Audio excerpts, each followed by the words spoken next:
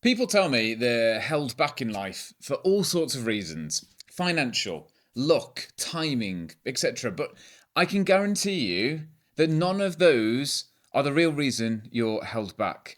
In this episode of Let's Talk Confidence, I'm going to reveal what it is that's actually holding you back in life and what you can do to fix it. Welcome to Let's Talk Confidence, the first and last place you need to go to build long-lasting confidence. I'm your host and coach, Josh Sutton.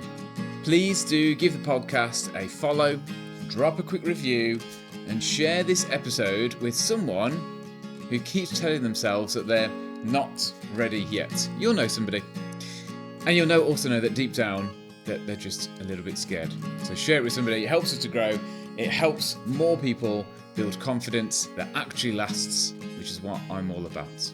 Right, let's dive in. I want to talk about something that runs far more of your life than you probably realise.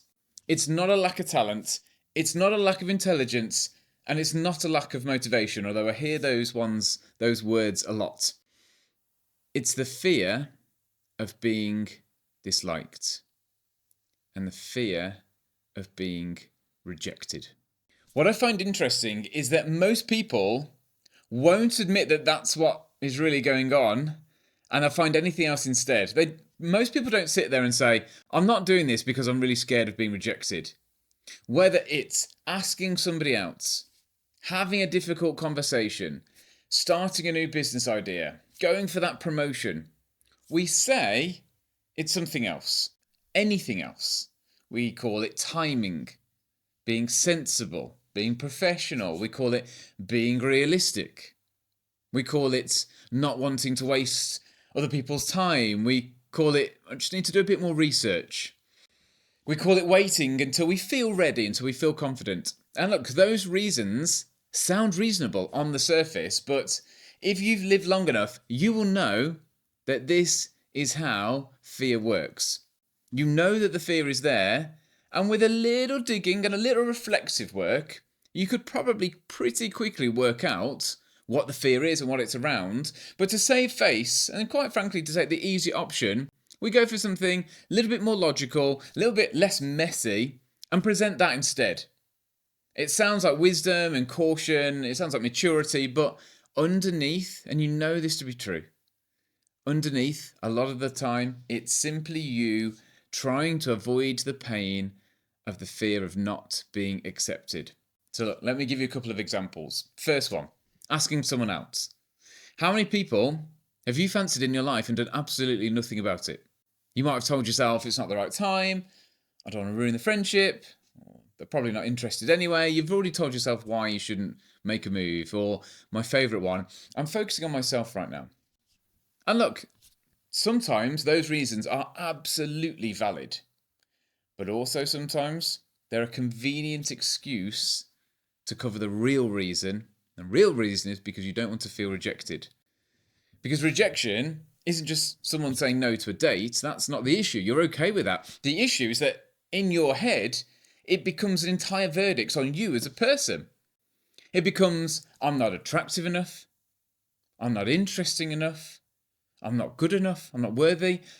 You take one moment of rejection from somebody who doesn't know you, and you turn it into an entire storyline about your own identity. And that's what makes it terrifying. It's not the no, it's what you make the no mean. It's the meaning you bring to it.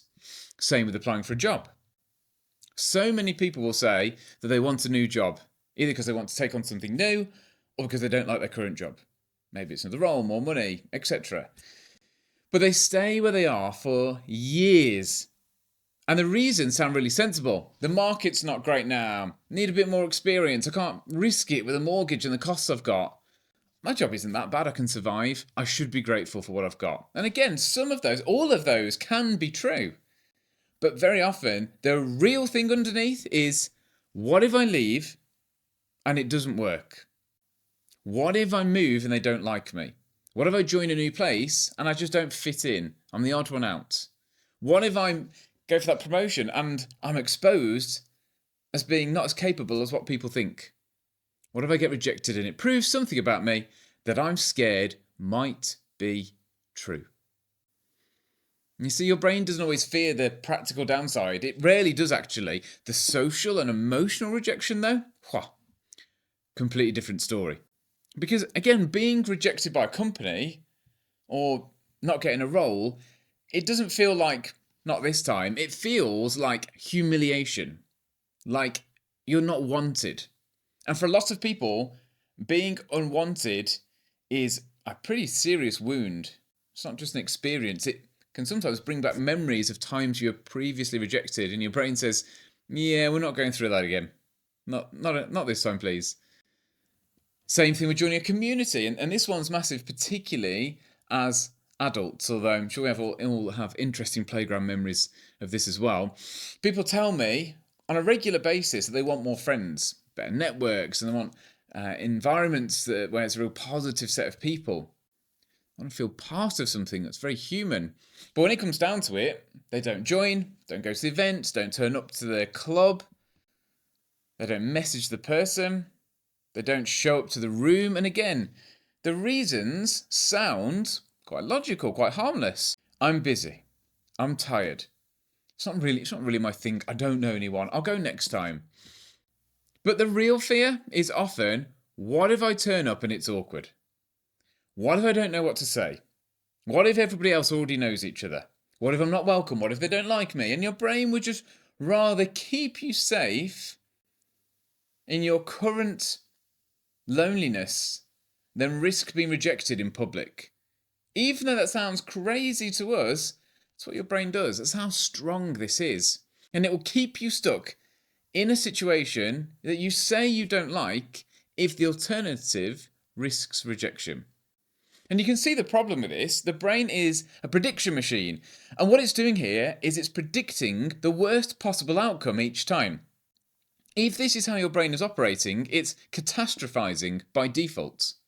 And if you're listening to this thinking, Josh, I'm not really bothered about being liked, let me challenge you. Watch your behaviour.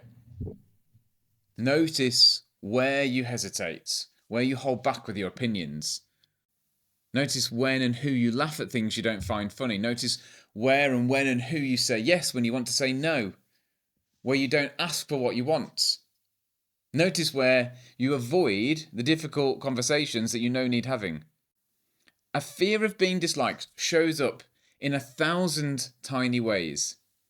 It can show up as people-pleasing, where you're managing everyone else's comfort before your own. It can show up as over-explaining, where you try to remove the chance of being misunderstood because you can't handle somebody thinking badly of you.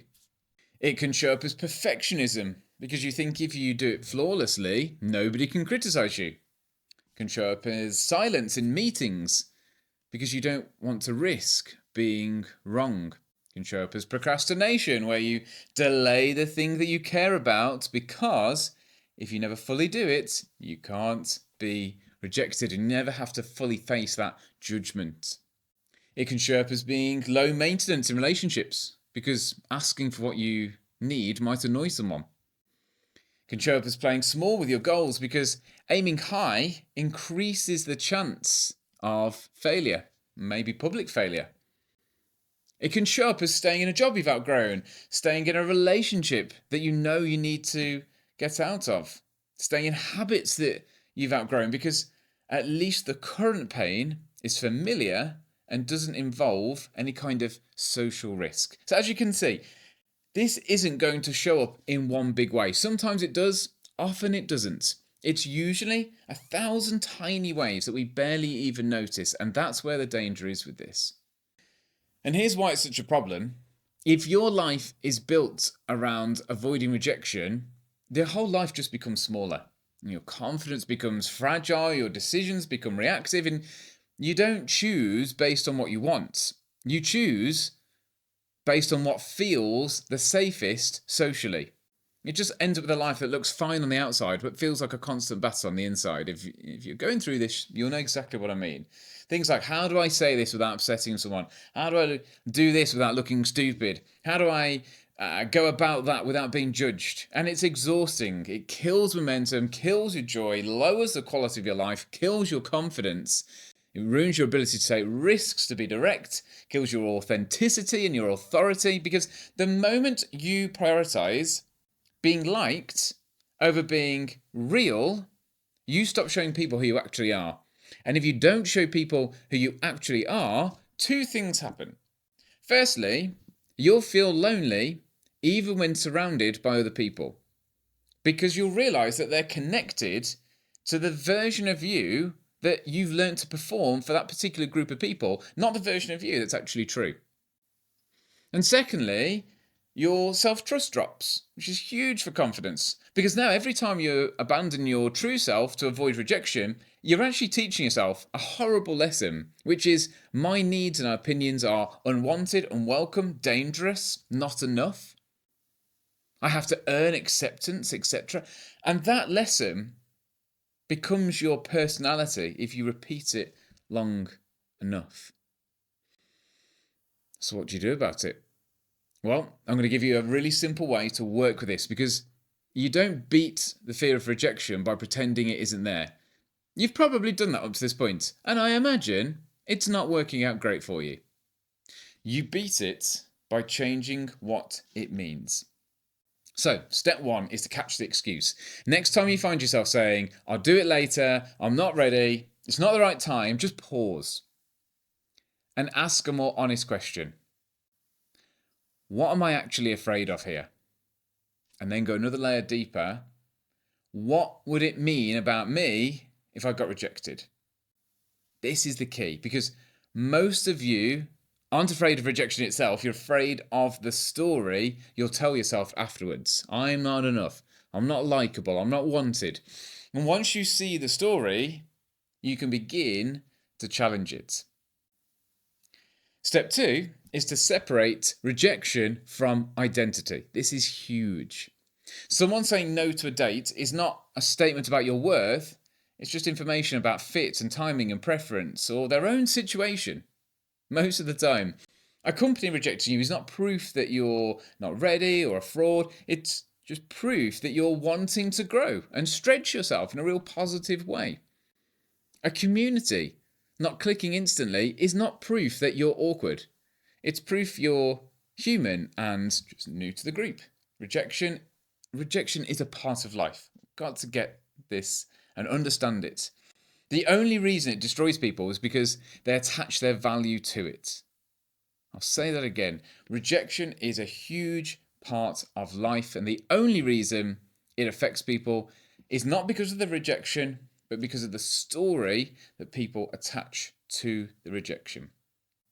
Step three then is to build what I call rejection reps. People have called it things like collecting no's. You have to practice being willing to be disliked or rejected in some way in small doses on purpose, so that your nervous system learns that it's not dangerous. But start really small, really small. Just say no without the long-winded explanation, or share an opinion in a meeting, even if it makes your voice shake a little bit. It's okay. Message the person, apply for the role, go to the event, stay for longer than you would normally. Ask the question. Put your work out there before it feels ready. You're not trying to get rejected for fun. The rejection isn't even the point or the important part. It's the turning up and having a go and learning that you'll be okay. You're training yourself that if rejection happens, you'll survive it and be okay with it. And you won't survive it. The world won't end. Career's not going to collapse. People won't throw stones at you in the streets, hopefully. You'll feel a sting for sure. And then you'll recover. And that recovery is where the confidence is built. Step four is to then anchor yourself in who you are and not how you're received. If your sense of self is built on other people's reactions, you're always going to be at their mercy of their mood, of how their day is going. So you need your own way to judge this. What values do you want to live by? I talk about this all the time. What kind of person are you choosing to be? What do you respect about yourself? If you can look at your behaviour and say, I acted with integrity, I was honest, brave, kind, I was direct, then you don't need constant approval. Approval becomes a bonus, but it's not the requirement. And here's what actually changes if you do this work. You become freer. You stop rehearsing conversations in your head, stop editing your personality depending on who you're with. You stop walking into rooms and wondering if you'll be accepted or not. You start walking into rooms thinking, do I even like this room? Do I want to be in this kind of room? You start choosing rather than begging. You become decisive. You become direct. You become more attractive in every way, socially, professionally, because you're no longer trying to earn your place. You start taking bigger actions because you're not waiting around for that feeling of confidence that may never arrive. And over time, you build something actually quite rare, but so important, which is self-trust. The kind of self-trust that means you can go for what you want, even when it's uncomfortable or unrealistic, because your worth isn't up for negotiation every time someone has an opinion on you. So, here's your challenge for this week. Pick one thing that you've been avoiding, a message you've not sent, a conversation you've delayed, a place that you've not shown up to and you should have done, a risk that you've been calling just not the right time, and then write down the honest reason. Do a bit of reflection. What is it? Maybe it's I'm scared of being rejected. I'm scared of being disliked. I'm scared of looking stupid. And then ask, what does that say about the story that I'm running about myself? And then do one small action anyway. Not because you feel ready, you won't feel ready, but because you are done letting fear of someone else's opinion decide what your life looks like and how you feel on a day-to-day basis. That's all for today. If you want to work with me to build that identity level confidence, the kind where you can handle rejection without collapsing and carrying on without it bothering you, then head to joshsuttoncoaching.com to find out more. I'm your coach, Josh Sutton. Let's talk confidence.